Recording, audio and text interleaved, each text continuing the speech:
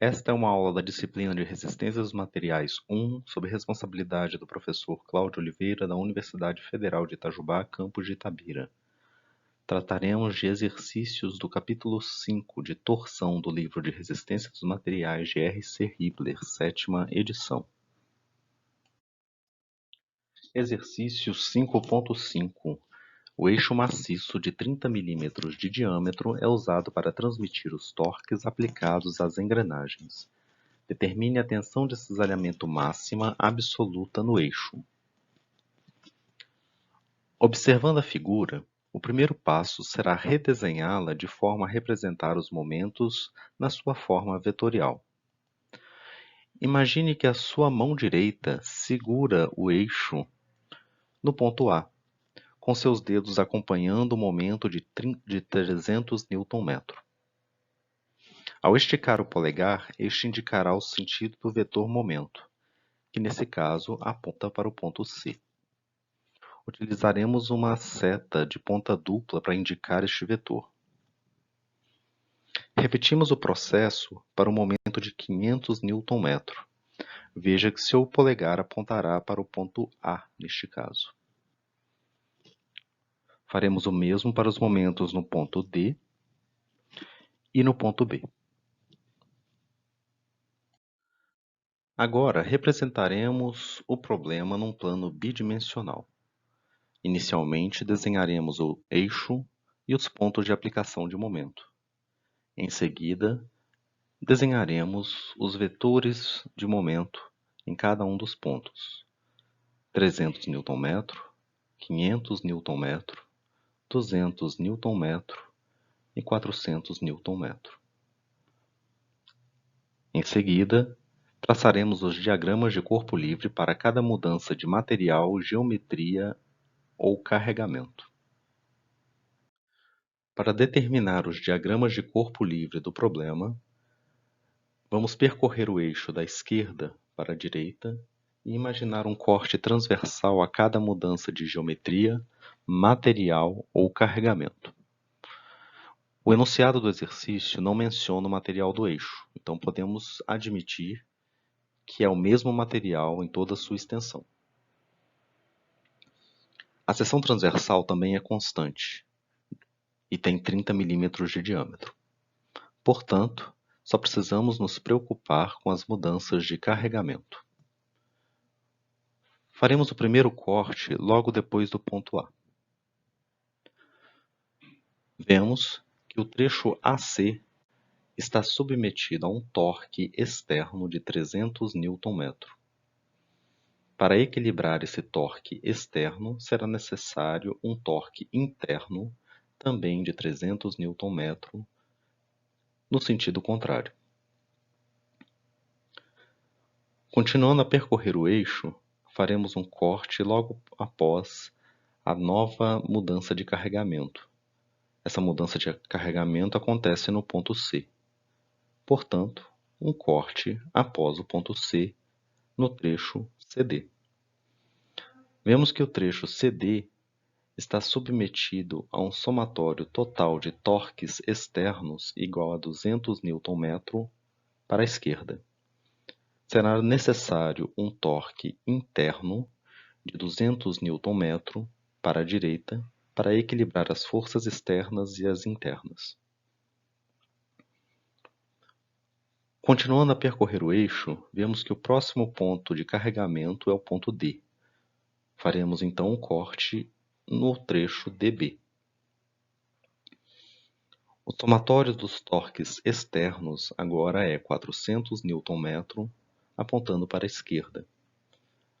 Então, será necessário um torque interno de 400 Nm, apontando para a direita. Esses são os diagramas de corpo livre dos 3 trechos identificados no problema. Uma vez determinado o torque interno em cada um dos trechos, utilizando os diagramas de corpo livre, aplicaremos a fórmula de tensão de cisalhamento na torção para determinar a tensão de cisalhamento máxima no eixo. Para o trecho AC, a tensão de cisalhamento máxima será igual a 300 Nm multiplicado pelo raio máximo do eixo, 15 mm, dividido pelo momento polar de inércia, π vezes 0,015 a quarta, dividido por 2. Isso resulta em 56,59 MPa. Faremos o mesmo para o trecho CD e para o trecho DB. Veja que o momento polar de inércia é constante no eixo e que o raio máximo também é constante. A única diferença entre as três tensões de cisalhamento é o torque que atua em cada eixo.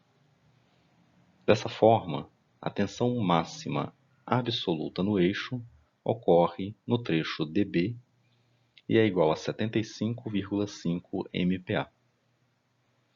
Veja que neste exercício não é necessário dizer qual é o sinal do momento, pois não faremos o somatório dessas tensões.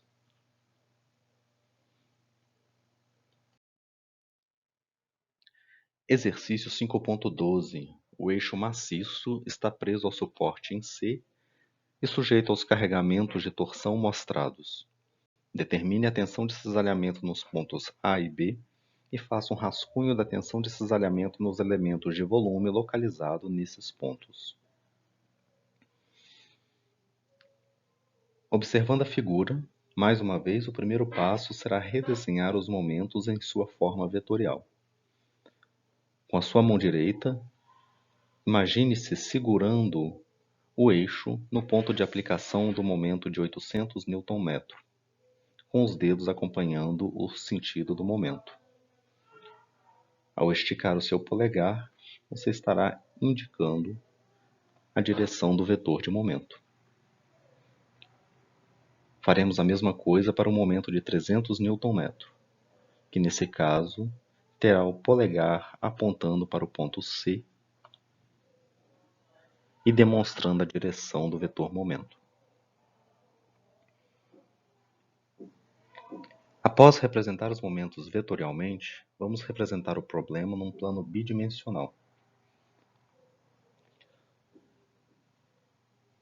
Vemos que o momento de 800 Nm está aplicado na extremidade da esquerda do eixo,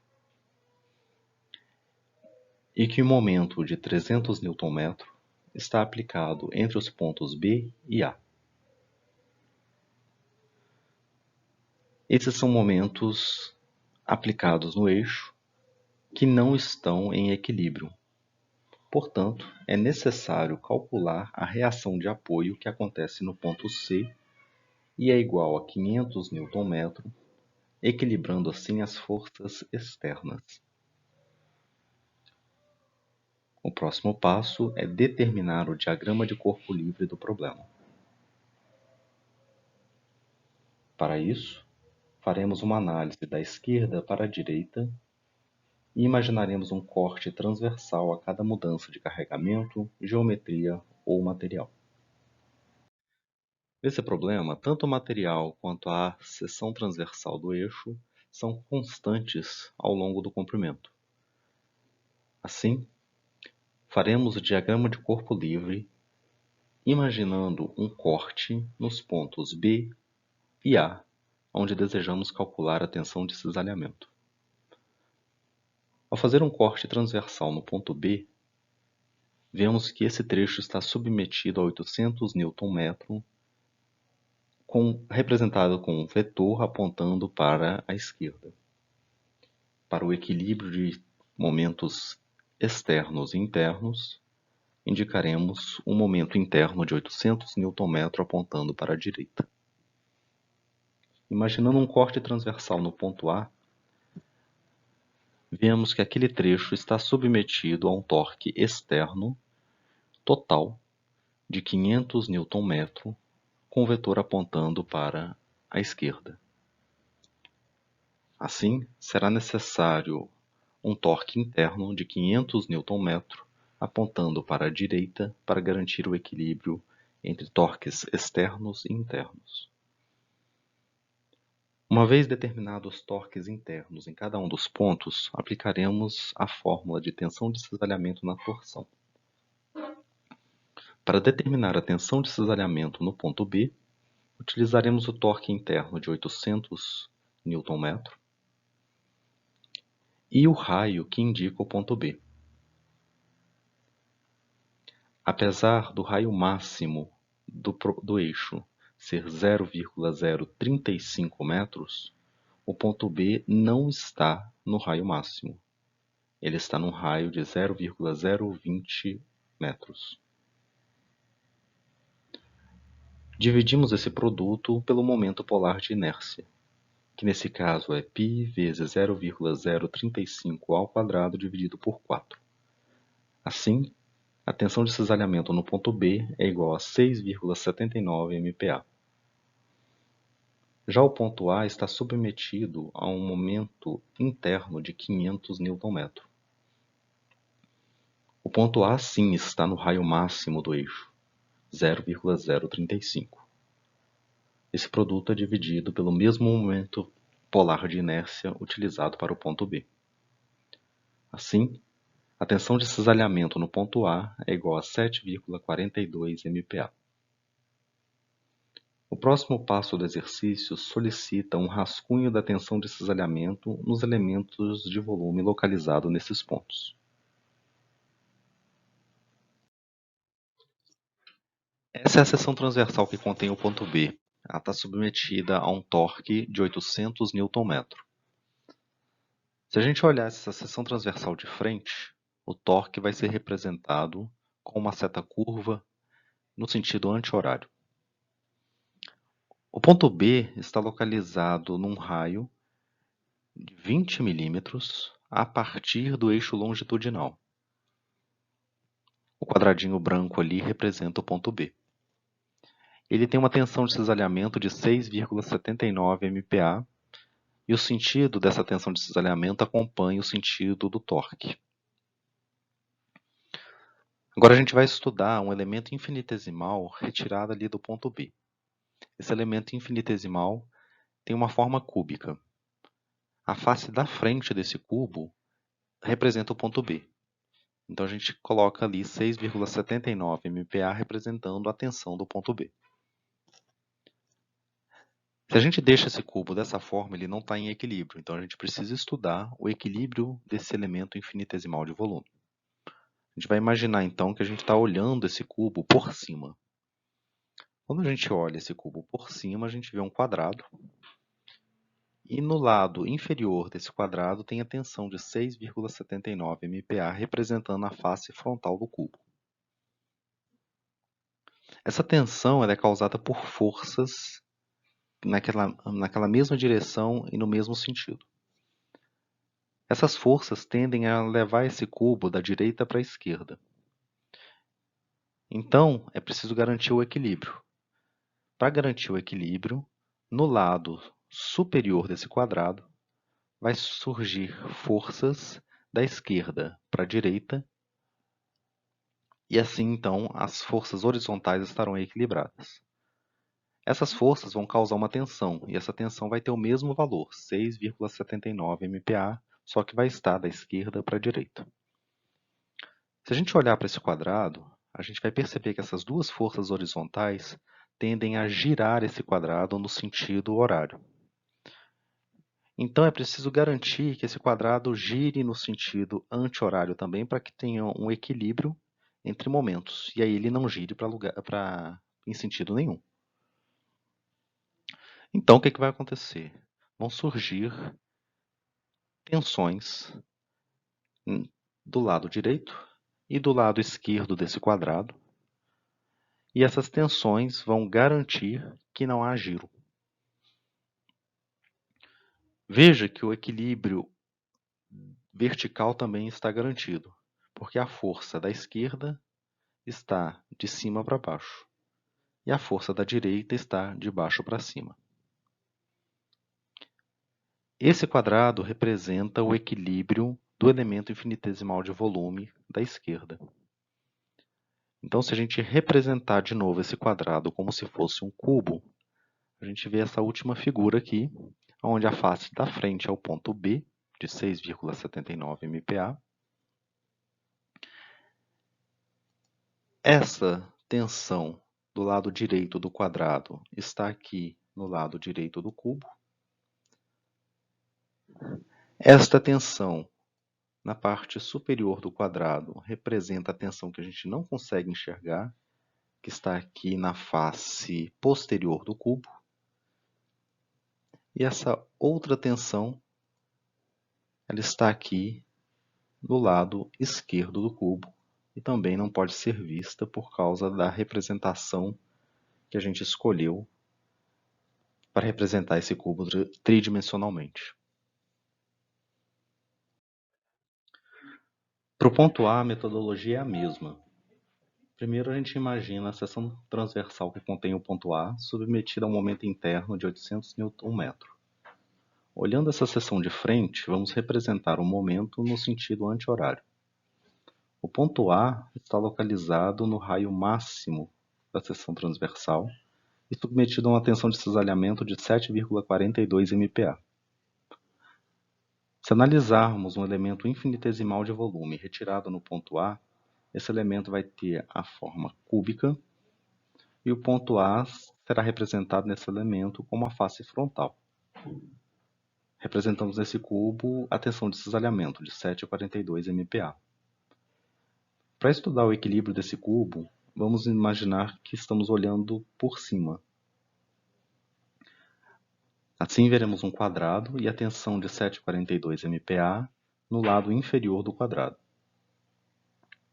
Essa tensão é causada por forças, e essas forças tendem a levar esse quadrado da direita para a esquerda, então não há equilíbrio das forças horizontais. Surgirão forças da esquerda para a direita, no lado superior do quadrado, que causarão tensão. Essa tensão tem o mesmo valor, 7,42 MPa, porém o sentido da esquerda para a direita, garantindo o equilíbrio das forças horizontais.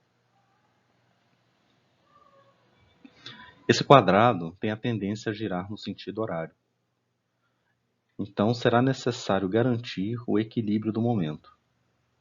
Para o equilíbrio do momento, teremos ali então uma tensão no lado direito do quadrado e também uma tensão do lado esquerdo do quadrado, que tendem a girar a figura no sentido anti-horário.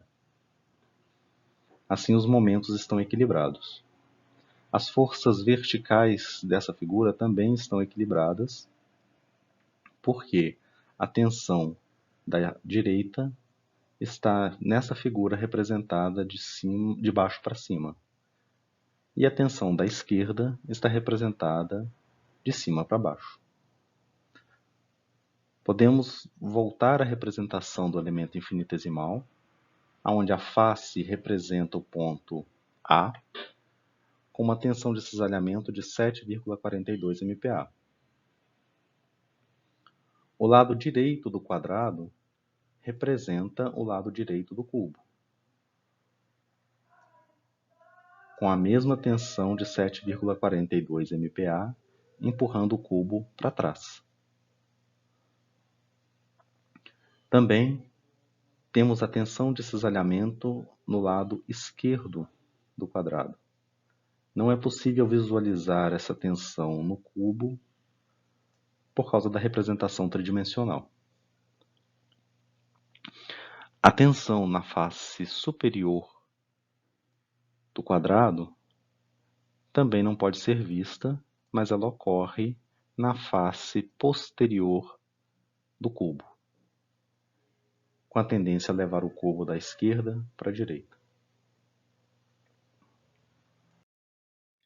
Exercício 5.9. O conjunto é composto por duas seções de tubo de aço galvanizado interligadas por uma redução em B.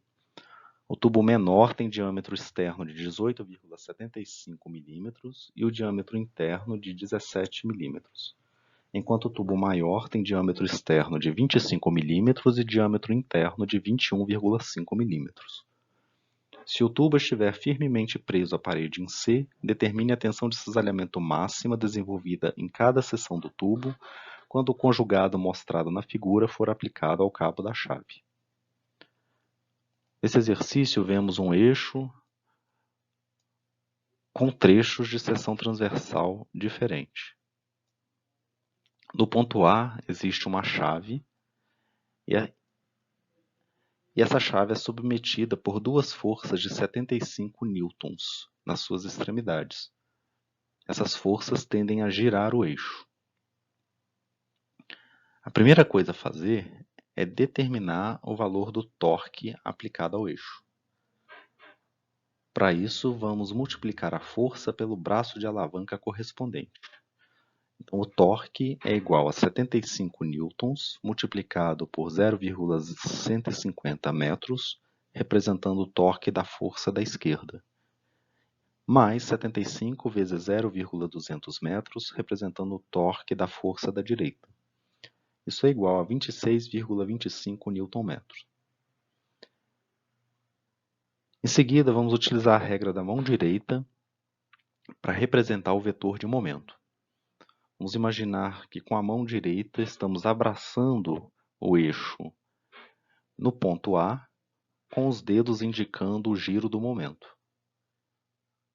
Esticando o polegar vai representar então, no ponto A, o momento de 26,25 Nm. O problema não está em equilíbrio, então é necessário calcular a reação de apoio no ponto C. Como esse é o único momento da figura, a reação de apoio também vai ter o valor de 26,25 Nm. Então a gente pode dizer que o eixo todo está submetido a 26,25 Nm. Não tem mudança de material, mas há mudança de geometria. Então a próxima coisa que faremos é determinar o momento polar de inércia de cada trecho do eixo. No trecho de maior diâmetro, o raio externo é 12,5 mm e o raio interno é 10,75 mm.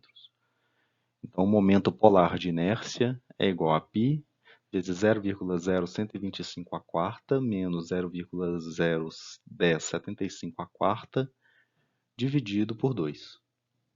O momento polar de inércia, então, é 17,4 vezes 10 a menos 9 metro a quarta. No trecho de menor diâmetro, o raio externo é 9,375 mm e o raio interno 8,5 mm. O momento polar de inércia, então, vai ser igual a 3,93 vezes 10 a menos 9 metro a quarta. Vamos calcular, então, a tensão em cada trecho. No trecho de maior diâmetro, o momento que acontece no eixo é 26,25 Nm. O raio máximo é 12,5 mm. E o momento polar de inércia é 17,4 vezes 10 a menos 9 metro a quarta. Isso resulta numa tensão de cisalhamento de 18,86 MPa. No trecho de menor diâmetro, o momento é o mesmo, 26,25 Nm. Mas o raio muda, porque nessa seção o raio máximo é 9,375 mm. O momento polar de inércia também muda, então é 3,93 vezes 10 a menos 9 metro a quarta. Isso resulta em uma tensão de cisalhamento de 62,62 MPa. Então, por causa da mudança de geometria, apesar do momento ser o mesmo no eixo todo, a tensão de cisalhamento vai variar bastante. A maior tensão de cisalhamento, nesse caso, acontece no trecho de menor diâmetro e tem valor de 62,62 MPa. Exercício 5.111. A tensão de cisalhamento admissível para o aço usada no eixo é 8 MPa. Se os elementos forem interligados por um filete de solda de raio 4 mm, determine o torque máximo T que pode ser aplicado. Se a gente olhar para a figura, vamos ver que a geometria do problema ela está bem definida. Então, nós temos um trecho de 20 mm de diâmetro, um segundo trecho de 50 mm de diâmetro e um terceiro trecho de 20 mm de diâmetro também. O material está bem definido. O enunciado do exercício diz que foi utilizado um aço com tensão admissível de 8 MPa de tensão de cisalhamento. O que não é conhecido no problema é o torque T. Então, a primeira coisa que faremos é representar essa figura de uma forma plana. Temos ali os 3 trechos. No primeiro trecho de 20 milímetros, um momento de T sobre 2. Então, utilizamos a regra da mão direita para indicar o vetor apontando para a direita. No segundo trecho, torque T, com o vetor ali apontando para a esquerda. E o terceiro trecho, um torque também de T sobre 2, também apontando para a direita, de acordo com a regra da mão direita. Esses 3 torques estão em equilíbrio. O que precisamos fazer agora é representar essa figura de forma a identificar o torque interno na região das soldas. Para isso a gente faz diagrama de corpo livre e vai fazer um corte na localização de cada uma das soldas. Nesse exercício, a posição da solda não é definida em relação ao comprimento. Então a gente vai chamar o ponto de aplicação do primeiro torque de A, do segundo torque de B e do terceiro torque de C. Nós sabemos aqui que a primeira solda está entre A e B, então vamos fazer um corte entre A e B. E que a segunda solda está entre B e C, então vamos fazer um segundo corte ali também, para determinar diagrama de corpo livre. No primeiro corte, aconteceu ali depois do primeiro momento. Esse momento, o vetor está apontando para a direita. Então, para garantir o equilíbrio, temos um momento interno com o vetor apontando para a esquerda, com o mesmo valor, T sobre 2. A segunda solda está entre B e C, então vamos fazer um corte entre B e C e analisar as forças externas. Nós vamos ver que o somatório dessas forças externas tem valor T sobre 2 apontando para a esquerda. Então vai surgir um momento interno apontando para a direita, de forma a garantir o equilíbrio dos momentos. O que acontece aqui é o seguinte: esse eixo tem o mesmo material. No ponto da solda, temos os mesmos momentos internos. E as soldas têm o mesmo raio, 4 milímetros. Então, essas soldas são iguais, de mesmo material e submetidas ao mesmo torque. Só será necessário, portanto, analisar uma dessas soldas. Se as soldas fossem diferentes, seria necessário analisar as duas soldas. Isso é um problema de concentração de tensão. Então vai ser necessário utilizar o ábaco de concentração de tensão na torção. E para isso a gente precisa estudar a geometria do problema e definir aqui quais as variáveis que a gente vai utilizar. Então, os diâmetros, o menor diâmetro aqui do eixo e o maior diâmetro do eixo, eles são representados pela letra D. O menor diâmetro vai ser D minúsculo, o maior diâmetro D maiúsculo. O raio das soldas é o mesmo, 4 milímetros. E a gente já verificou no diagrama de corpo livre que as duas soldas estão submetidas ao mesmo torque, T sobre 2. E aí já foi comentado também que se o raio da solda de um lado ou do outro fosse diferente, ou se o torque em cada solda fosse diferente, ou se o material de cada solda fosse diferente, então seria necessário determinar a tensão máxima nas duas soldas. Mas nesse caso aqui isso não será necessário. Então a primeira coisa é calcular a tensão máxima teórica. Para isso vamos utilizar lá a tensão de cisalhamento igual a torque vezes raio onde a tensão de cisalhamento está sendo analisada, dividido pelo momento polar de inércia. É interessante observar aqui que a tensão máxima teórica ela precisa ser calculada no eixo de menor diâmetro. Então, tem ali o torque que está sendo aplicado, T sobre 2, o raio máximo do eixo de menor diâmetro, 0,010, e o momento polar de inércia do eixo de menor diâmetro, π vezes 0,010 a quarta, dividido por 2. Essa tensão máxima vai ser utilizada na equação para calcular a tensão máxima real. A tensão máxima real vai ser igual a um fator K, que vamos obter do ábaco de concentração de tensão, multiplicado por essa tensão máxima que a gente acabou de obter. Então, a tensão máxima ela também já foi definida no enunciado do exercício. Ela é a tensão máxima admissível para o material. 8 MPa, 8 vezes 10 a sexta PA. Então, isso vai ser igual a K multiplicado pela tensão máxima teórica que a gente calculou. O valor de T é a incógnita do problema e o K será obtido lá do ábaco de concentração de tensão na torção. Essa é a equação que a gente acabou de obter, só que como a nossa incógnita é T, então isolamos o T ali à esquerda da igualdade. Lembrando então que precisamos determinar o valor de K. Para determinar o valor de K, nós vamos então utilizar esse ábaco da direita. E a primeira coisa necessária para utilizar o ábaco é calcular aqui embaixo R sobre D.